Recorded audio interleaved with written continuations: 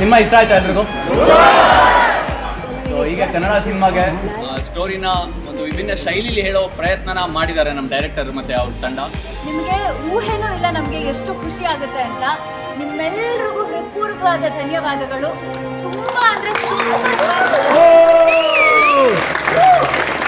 ತುಂಬಾನೇ ಖುಷಿ ಆಗುತ್ತೆ. ಸೊ ಕನ್ನಡ ಚಿತ್ರಗಳು ಇನ್ನೂ ದೊಡ್ಡ ಮಟ್ಟದಲ್ಲಿ ಬೆಳೀಲಿ. Thank you so much. Thank you. ಇಷ್ಟೊಂದು ಜನ ನೋಡಿ ತುಂಬ ಖುಷಿ ಆಗ್ತಾ ಇದೆ. Thank you.